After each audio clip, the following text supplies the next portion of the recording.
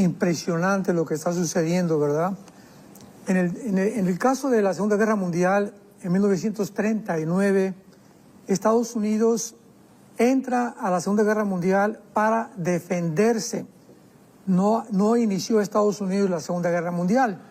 ¿Qué sucedió? Que Japón atacó la base naval en Hawái, en Pearl Harbor, 1939, y pues deshizo casi toda la base naval de Estados Unidos, portaaviones, destructores, etcétera, etcétera.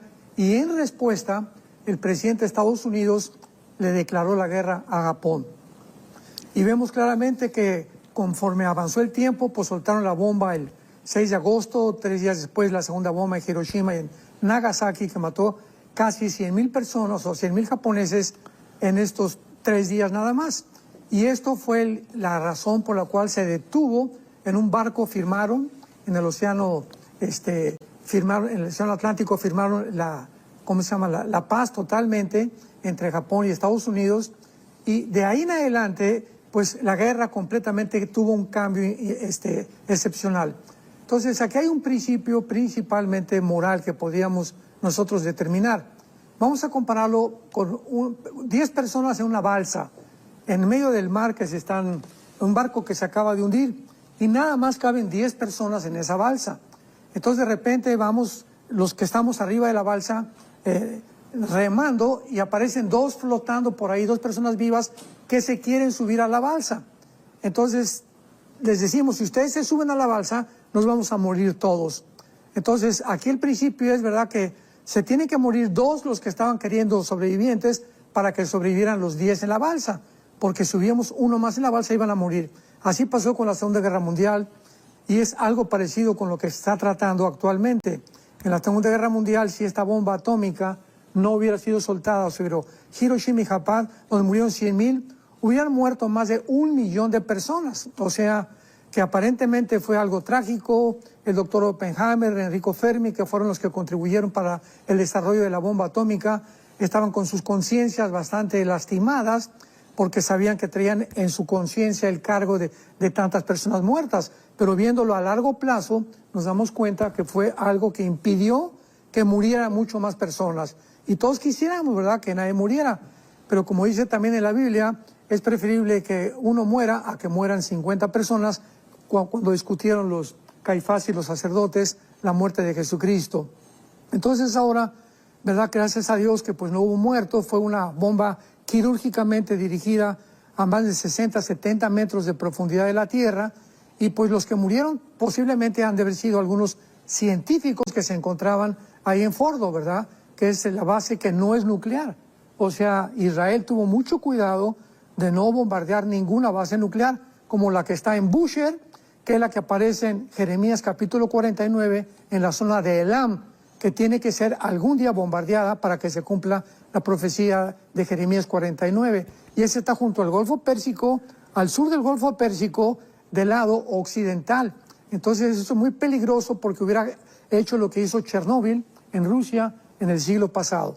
Entonces, gracias a Dios que fue precisamente localizada esta facilidad que se está desarrollando el uranio, pero que no era nuclear.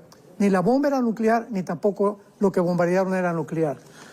Ok, ahora, pero, bueno, y en cuanto a los 9 días de cese el fuego, o cese las hostilidades, y un día que duró estas impresiones, o sea, me parece a mí que... No, impresionante, ¿no? Y por ejemplo, podemos compararlo también, Jonás, con la guerra entre Ucrania y Rusia. Ya Rusia, con un país inmensamente grande, ¿verdad?, no puede acabar con Ucrania, ya casi llevan más de 2 años, pero aquí vemos a nosotros, a Israel, con casi 9 millones, contra 90 millones de personas en el país de Irán, y geográficamente casi 10 veces más grande Irán. En menos de 10 días acaban con esto, o sea, es impresionante. Y otra cosa que me impresiona también, Jonás, es que no cabe duda que el presidente Trump era la pieza, el instrumento clave de Dios, ¿verdad? Porque se necesitaba un hombre con estas características, donde ya ahorita China y Rusia, que estábamos todos esperando que fuera a reaccionar, porque son íntimamente amigos de Irán, tienen pactos nucleares, pactos militares, pactos de comercio, no movieron un solo dedo. Entonces, esto fue algo tremendo, o sea, se cuadraron, respetaron y se dieron cuenta que estaban tratando con un hombre, el presidente Trump, que no anda por las ramas. O sea, lo que él dice lo va a hacer. Así que, pues, gracias a Dios por esto, porque la calidad y el carácter de ser humanos que se necesita en esta hora tan trágica en la que el mundo está viviendo. Hombres de verdad, hombres de coraje, hombres de valor, hombres que estén determinados con convicciones para cumplir lo que Dios nos manda hacer. Ok, ahora, ayer tuvimos un programa, doctor, donde se estuvo hablando sobre la situación, bueno, un poquito estuvimos comentando sobre esta situación de la guerra y todo esto, y estábamos hablando el tema un poquito escatológico, no entrando al tema escatológico, por supuesto, pero estábamos nada más hablando cómo hay diferentes posiciones escatológicas. Claro. Tener una posición escatológica de alguna forma influye en mi vida, en cómo yo la vivo, ¿verdad? Si yo creo que el Señor viene la semana entrante, firmemente creo que el Señor viene la semana entrante, me imagino yo, digamos, que viene el próximo miércoles, hoy es miércoles. Me imagino que si yo creo que viene el próximo miércoles, algunas decisiones voy a tomar en la vida creyendo yo que Él viene el próximo miércoles. Si yo creo que Él viene el miércoles en un año, pues serán diferentes las decisiones también que tome a las decisiones en una semana, o si yo creo que Él viene dentro de, faltan más de 10, serán otras las decisiones. O sea, tener una posición escatológica lo orienta a uno a decisiones. Esas decisiones que gente toma, conozco gente que dice no hay que orar por las guerras, ni porque no hayan terremotos, ni que el mundo se mejore, porque la Biblia nos dice que se va a empeorar, entonces no oren por eso porque es perder la oración, ¿verdad? Es perder la oración. Entonces la pregunta a usted sería, ¿debemos orar por la situación mundial, las guerras, las personas que están en eminencia, etcétera, etcétera, etcétera? Claro, eso se llama determinismo, o sea, filosóficamente hablando. O sea, ¿para qué voy a orar si todo va a empeorar? ¿Para qué vamos a orar si Dios ya sabe quiénes se van a salvar? Eso se llama determinismo. La cuestión es que Dios no nos manda discutir las órdenes. Es como en la guerra, ¿verdad? Le dice un cabo o un teniente a los soldados, tomen esa colina. Y imaginémonos a los soldados, bueno, pero ¿qué tal si nos matan? Nos van a matar. Usted cállese y usted tome la colina porque usted tiene que obedecer. Entonces, no se trata de discutir las órdenes, sino de obedecer. Jesús dijo orar en todo tiempo, en la mañana, en la tarde, en la noche, orar sin cesar. Y los resultados y las consecuencias dependen de Dios. Entonces, tenemos que orar por la salvación de las almas, orar por el pueblo de Irán, por ejemplo, que casi la mayoría de los iraníes tienen 32 a 33 años de edad, o sea, es una nación completamente joven.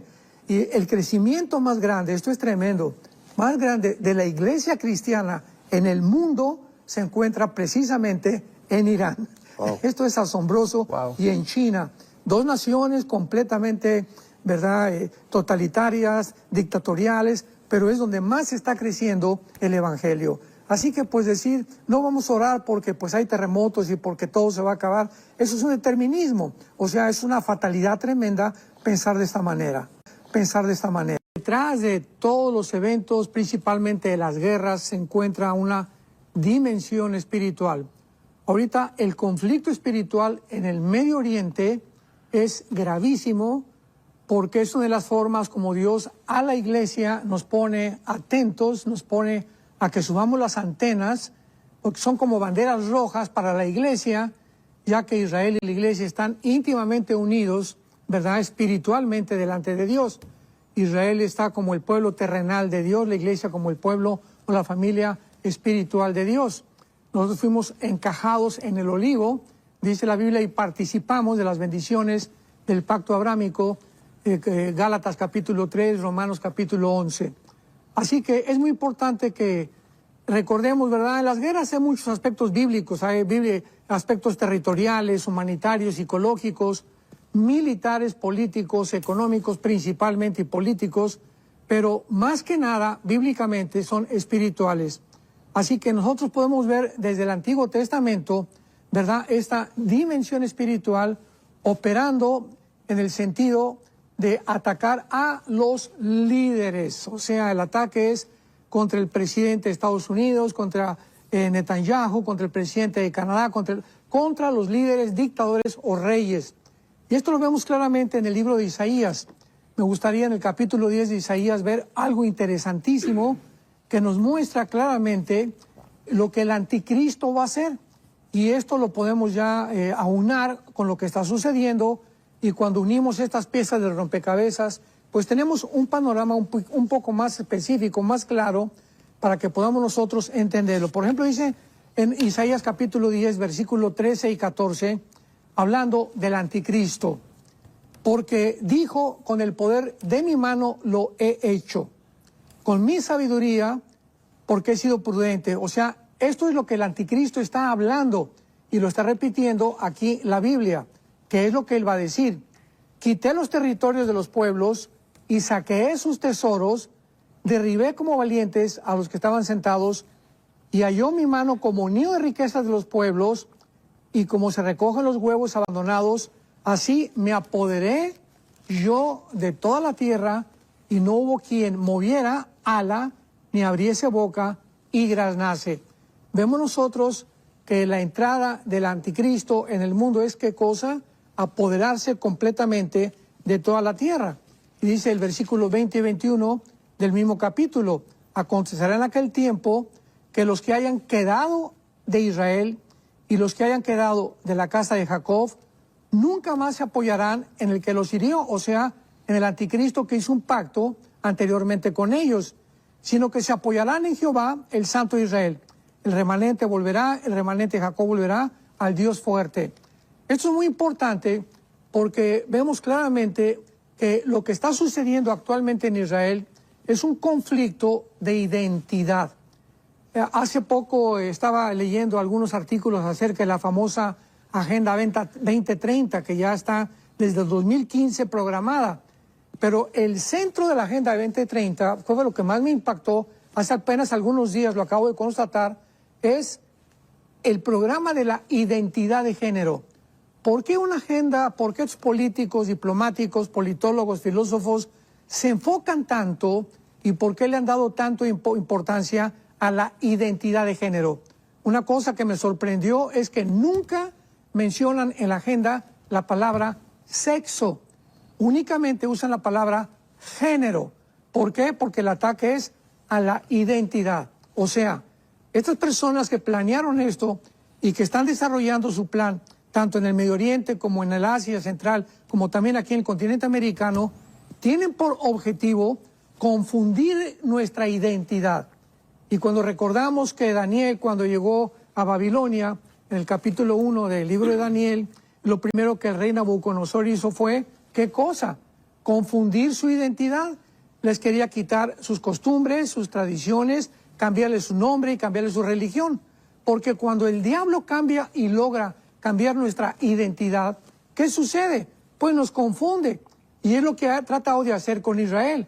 Ha tratado de confundirlos y repetirles: la tierra no es de ustedes. Ustedes, como se está repitiendo inclusive en medios cristianos, ustedes ya no son el pueblo de Dios. Ya Dios no tiene que ver nada con ustedes. Ustedes pecaron, ya Dios los abandonó. Y este ataque a la identidad, tanto nacional como individual, de los seres humanos, es precisamente donde se encuentra el mayor veneno para poder dañar y confundir nuestra identidad, tanto de género como hombre y como de mujer, como nacionalmente como de gobierno. Entonces todo esto nos habla de una guerra espiritual, y es lo que le llaman los árabes, principalmente los grupos terroristas, la Guerra Santa. Cuando en 1970, 80, en esa década se inició Yasser Arafat, usaron el nombre yihad, con Y, la yihad, que es la Guerra Santa, porque en el Medio Oriente todo es completamente diferente al hemisferio occidental. El Medio Oriente es religión, religión, religión, Alá, Alá, Alá. Todo está relacionado con la religión, no así en el hemisferio occidental. Entonces todas las guerras, ellos les llaman yihad, o sea, son guerras religiosas. Entonces la enfrascan, la enmarcan de un concepto, una conceptualización religiosa santa, para que ellos puedan justificar las matanzas, las masacres y todo lo que han hecho, sobre todo el 7 de octubre. Entonces, esto es un conflicto, no cabe duda, de carácter espiritual, principalmente donde los poderes del mal saben que les queda poco tiempo y van a continuar con esta presión contra Israel de parte de Estados Unidos y otras naciones para que ellos puedan convencerse que se van a quedar solos. Yo pienso que, para finalizar este punto, que si Netanyahu muere o si él ya no queda al frente ahorita de Israel, Israel acabaría completamente abandonado para ser vulnerable y ser infiltrado por el anticristo. El libro de Daniel, que es un libro maravilloso, donde se encuentran las principales profecías de los últimos días. En el capítulo 10, el Espíritu Santo nos revela un escenario donde Daniel estaba orando y un ángel de Dios es enviado a la tierra para que le comunique a Daniel el programa de Dios que se conoce como la semana 70 de Daniel, o las 70 semanas de la profecía de Daniel, que está en el capítulo 9, y pueda Israel tener un concepto, una seguridad de todo lo que Dios va a hacer con Israel, porque Israel es y sigue siendo el centro de las Sagradas Escrituras. Entonces, en el capítulo 10 vemos nosotros de qué forma estas entidades espirituales que se llaman en el Nuevo Testamento, Efesios 6:12, principados satánicos, gobernadores de las tinieblas, han operado en todos los imperios del pasado, comenzando con el imperio egipcio, que fue el primero que persiguió a Israel, el imperio asirio, babilónico, los medos persas, los griegos y los romanos. Estos principados invisibles que el mundo todavía no se da cuenta y pocos cristianos han podido crear conciencia de esta realidad, son los que están operando en todo aquello que se desarrolla en el mundo como las guerras espirituales. Por ejemplo, en Daniel 10 dice el versículo 13 que cuando Daniel comienza a orar, se le aparece el ángel Gabriel y le dice el versículo 12 a Daniel 10:12, no temas, desde el primer día que tú dispusiste tu corazón a entender y a humillarte en la presencia de tu Dios, fueron oídas tus palabras. Y yo he venido a causa de lo que tú has orado. Mas el príncipe del reino de Persia, o sea, el Sahar Malkut en el hebreo, que significa el principado o el satánico que gobernaba en aquel tiempo lo que es actualmente Irán. Esto es importantísimo porque Irán vuelve otra vez a cobrar publicidad y ahora sí comienza el mundo a hablar y a mencionar mucho más más renombre de la nación de Irán. ¿Por qué? Porque fue el principado que se opuso en tiempo de Daniel para que Dios no pudiera revelarle a Daniel el programa ni a su pueblo, que es Israel, cuál era el programa cronológico que tenía Daniel, Dios para ellos.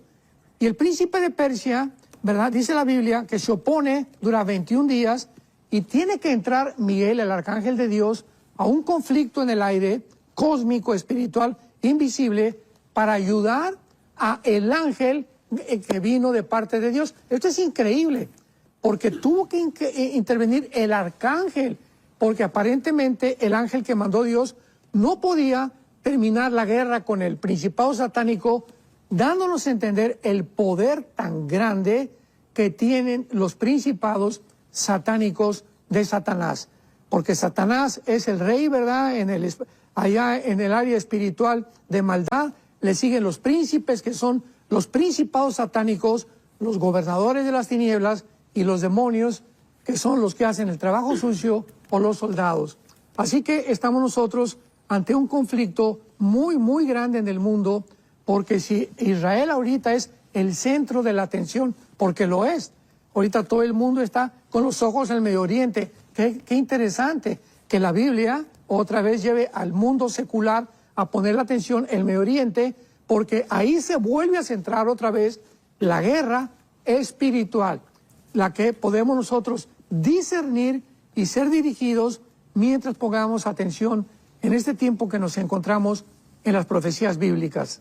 Es importante recordar que pasaron 2000 años en el exilio de Israel, desde el año 70 después de Cristo hasta 1948, 2000 años donde Israel no tenía soldados, no tenía ejército, no tenía tierra.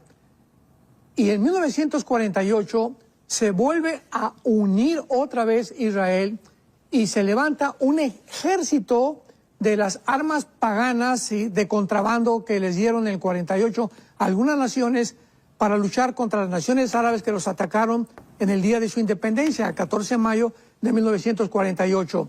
Pero en la antigüedad, toda la historia del Antiguo Testamento son guerras. Y esto es importante para nosotros como cristianos.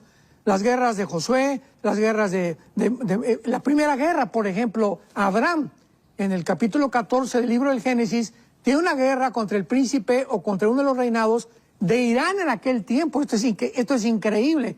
O sea, el primero en entrar en guerra fue Abraham, ya peleando para defender la tierra.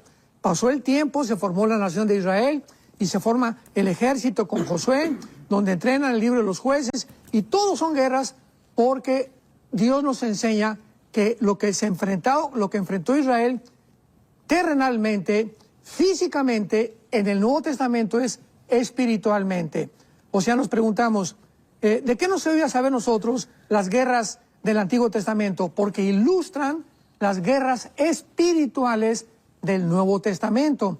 Ahora ya no tenemos lucha contra sangre y carne, Efesios 6:12, como la tuvo Israel. Entonces ahora nuestra lucha es espiritual.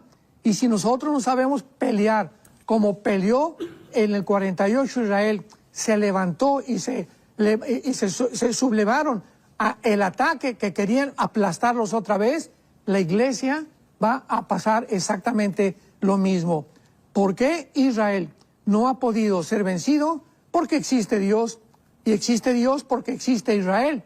¿Y por qué existe la iglesia? Porque las puertas del infierno no prevalecerán contra nosotros si nosotros nos levantamos como Israel en el 48, que después de 2000 años se vuelven a subir al caballo, vuelven a tomar las armas y han tenido ahorita más de 73 años que no dejan las ametralladoras ni los rifles. Así que nos encontramos los cristianos también en un punto donde si dejamos de pelear y si olvidamos cuáles son nuestras armas de la luz y nuestras armas espirituales, vamos a ser derrotados.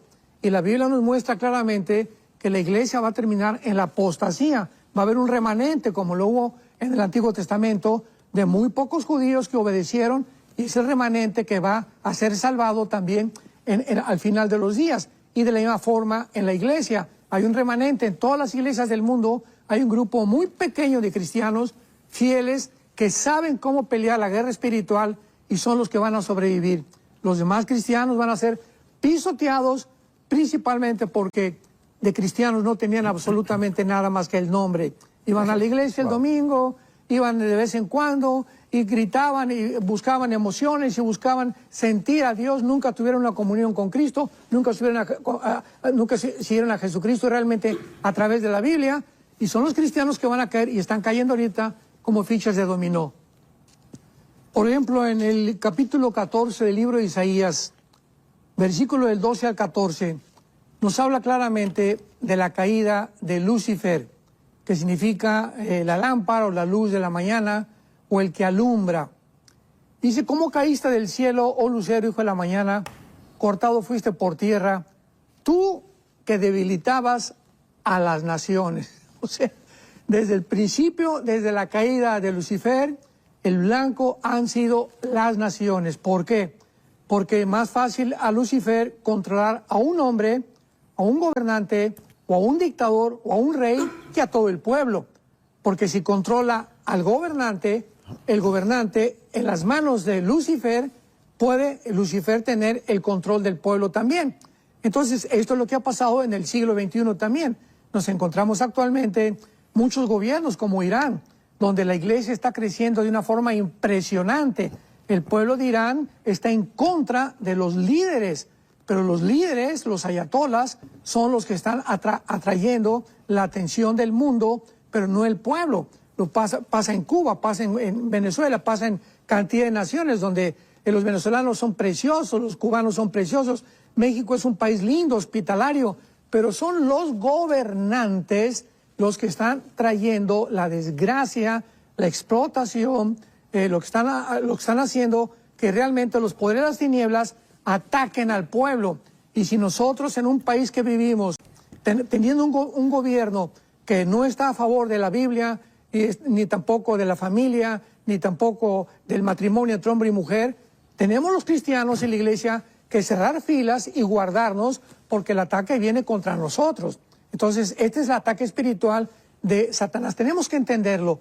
Es a las naciones, a los líderes. Por eso 1 Timoteo 2 nos manda orar por los líderes, porque claro, por ello tenemos paz y armonía.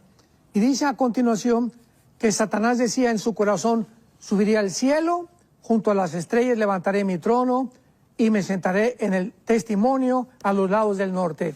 ¿Cuál es el programa de Satanás? Atacar las naciones y él levantarse sobre todos los demás. El control sobre los seres humanos. ¿Cómo lo está haciendo en el siglo XXI? Lo está haciendo atacando ya ahorita a los niños. Ahorita con la ideología de género, el ataque es devastador contra la infancia. Es un ataque sangriento, es un ataque donde si él puede lograr que se decrete la pedofilia en las Naciones Unidas en los próximos meses, pues va a ser devastador el ataque contra la familia, porque ya ahorita atacó el matrimonio, ya redefinió el matrimonio, ya atacó el género, ya redefinió el género, ya se va contra los niños para decirles a los niños que no son lo que ellos han nacido. Y si no estamos conscientes de esto, y si no nos damos cuenta por dónde vienen los dardos de fuego de Satanás, pues vamos a caer. Entonces tenemos que estar protegidos para entender otra vez que si no ponemos nuestros ojos en lo que pasó, por ejemplo, el 7 de octubre con el ataque de Hamas que acabas de mencionar, fue un ataque sangriento y devastador que nos habla que si rompieron las barreras los grupos terroristas y entraron a Israel, la nación que supuestamente está protegida por Dios, es porque bajaron la guardia.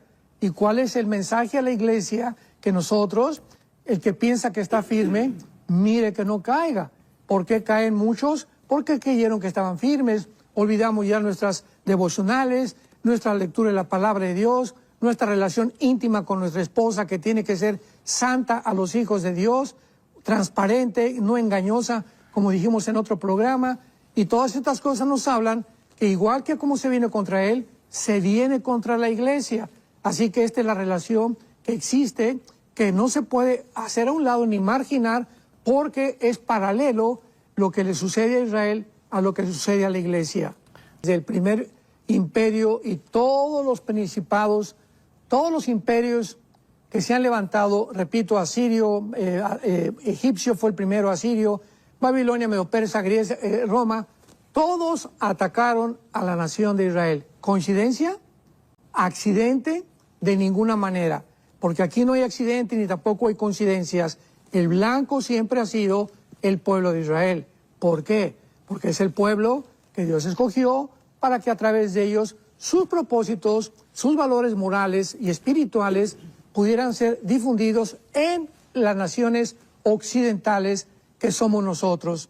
Así que ahora el occidente está contagiado y está contrarrestando este beneficio que hemos recibido del pueblo judío para volver a aplastarlo junto con el mundo oriental y ponerse de acuerdo en terminar y exterminar finalmente la nación de Israel, cosa que nunca lo van a lograr bíblicamente. Así que todos estos principados tienen como objetivo el pueblo judío. Y ahora dicen en Apocalipsis capítulo 12 que cuando Satanás vio que la mujer, ¿verdad?, se iba a esconder, entonces fue contra aquellos que siguen los mandamientos de Dios. Vemos aquí unido en el Apocalipsis al pueblo cristiano con el pueblo de Israel. ¿Por qué? Pregunta, Satanás en el Apocalipsis persigue a los judíos y a los cristianos. ¿Por qué no a los musulmanes? ¿Por qué no a los budistas? ¿Por qué no a otra religión? ¿Por qué Apocalipsis está dedicado a la persecución de judíos y de cristianos? Me refiero a los que se conviertan, desde luego, en la tribulación. Porque es el mismo odio, o sea, él sabe que estamos completamente unidos, tenemos la misma Biblia, tenemos el mismo Mesías, por supuesto, los que ellos han aceptado a Cristo como Salvador, y tenemos el mismo fin. Vamos a reinar juntamente en el reino milenial. La primera promesa de Dios, Génesis 3:15, fue a la mujer. Tu semilla, o sea, la semilla de la mujer, va a ir en la cabeza a la semilla de la serpiente, Nahash, en el hebreo, que significa un ser de luz, un ser resplandeciente. Y la palabra que se tradujo serpiente en Génesis 3, Nahash, en el hebreo. Y la semilla de Satanás iba a herir en el calcañar o en el tobillo a la semilla de la mujer. Entonces vemos nosotros que cuando oyó Satanás esto, que venía una descendencia humana a través de la mujer y que a través de esta descendencia humana, genéticamente hablando, vendría el Mesías, el Salvador, el que iba a darle el golpe final a él, Satanás se enfoca completamente en el Antiguo Testamento en la descendencia genética de la mujer. ¿Y qué cosa hace? Llegamos a Génesis capítulo 6, donde la Biblia nos muestra que hay una invasión de principados satánicos contra las mujeres. Esto es muy debatible, ¿verdad? Porque muchos han dicho que pues los hijos de Dios no son los hijos, no son los ángeles caídos, sino que son la descendencia de Caín, etcétera, etcétera. Algo que es imposible porque no se puede ni sostener teológicamente ni tampoco bíblicamente, ya que los hijos de Dios es el término Ben Elohim, que en todo el Antiguo Testamento se refiere a los ángeles y principalmente a los ángeles caídos, principalmente en el libro de Job. ¿Qué hacen estos ángeles caídos? Tenemos que abrir los ojos y darnos cuenta del poder tan grande que tienen de poder ellos intervenir la genética. Entonces, hubo algo ahí entre los ángeles y las mujeres, que las mujeres se embarazaron, así literalmente, dice la Biblia en el versículo 4, había gigantes, también después que se llegaron los hijos de los hombres a las hijas de las mujeres y les engendraron hijos. Y esta palabra engendrar, yalad, en el hebreo, es parir. O sea, de alguna manera, ellos pudieron alterar la genética humana para producir gigantes de 4 metros con 12 dedos en las manos y 12 dedos en los pies. Esto es el primer ataque genético para tratar de impedir que naciera genéticamente el Mesías, cosa que pues no lograron. Entonces vemos que estos gigantes llamados los Nefilim, que viene de la palabra Napal, en el hebreo significa los caídos, fueron los que en Números capítulo 13, cuando Moisés mandó a los espías, a los 2 espías, estaban los gigantes en la frontera de la tierra de Canaán, cuidando que el pueblo de Dios, que Dios había escogido, no entrara a la tierra prometida, porque si entraban a la tierra prometida, ellos ya la habían infectado genéticamente. Todas las tribus cananitas estaban infectadas genéticamente por los Nefilim. Así que cuando vieron a los gigantes, se espantaron y llegaron con Moisés y le dijeron, hoy hay gigantes impresionantemente grandes que nos van a impedir entrar a conquistar la tierra de Canaán. Y así todo el Antiguo Testamento vemos que estos gigantes o estos Nefilim vivieron en este planeta 1000 años. El que los acabó, segunda Samuel capítulo 21, fue el rey David. El rey David mató a Goliat, nos acordamos que tenía 4 hermanos más y que era de Gaza, donde está actualmente el grupo de donde vienen los filisteos y están ahorita los de Hamás. Qué interesante es que el mismo lugar geográfico, el mismo territorio geográfico, sea el mismo que se está repitiendo en el siglo XXI, donde viene el ataque contra Israel, porque el mayor ataque en el Antiguo Testamento contra los judíos fue de los filisteos. Entonces vemos nosotros de qué forma David acaba con ellos, y ahora hay un versículo muy, muy interesante en Isaías capítulo 26, que siempre me llamó mucho la atención, de estos misterios maravillosos que están encerrados en la Biblia y de estas cosas tan profundas que la Biblia tiene, porque tengamos cuidado cuando ya creemos que todo lo conocemos y que si yo en el seminario no me lo enseñaron, bueno, pues entonces no está en la Biblia. Hay que seguir leyendo la Biblia, por el amor de Dios, es la mente de Dios. O sea, no nos pasaría ni 500 años en poder comprender las maravillas que Dios tiene para nosotros. Veamos lo que dice Isaías 26, versículo 14. Leámoslo con mucho cuidado, esto es muy interesante porque esto nos muestra el origen de los demonios, porque los demonios es un misterio que por mucho tiempo se ha debatido de dónde salieron. Sabemos que los ángeles los creó Dios, pero los demonios, ¿de dónde salieron? Dice así: muertos son, Isaías 26:14, muertos son, no vivirán. Han fallecido, no resucitarán, porque los castigaste y destruiste y deshiciste su recuerdo. Esta palabra muertos o fallecido es la palabra Refaim, con PH intermedia, que es el nombre de los gigantes en Deuteronomio, en el libro de los Números, en el Antiguo Testamento. Los refaitas eran los gigantes en el Antiguo Testamento, o los nepilim en el original hebreo, pero es la tribu de los refaitas que eran gigantes. Qué interesante que nosotros sabemos que todos vamos a resucitar, ¿verdad? Los buenos y los malos vamos a resucitar. Pregunta: ¿a quién está refiriéndose el Espíritu Santo? ¿A qué personas, entidades que no van a resucitar? No resucitarán, y lo dice los refaitas. O sea, cuando se mueren los gigantes que los mata David y dejan de existir, como era una raza híbrida, hay una posibilidad muy grande que los espíritus de esos gigantes, que eran la raza híbrida, que no podían tener la salvación jamás, hayan sido y son actualmente los espíritus de los demonios. Y esto, ¿verdad? Pues ya están de acuerdo la mayor parte de los escatólogos, aquí en Estados Unidos, en Europa también.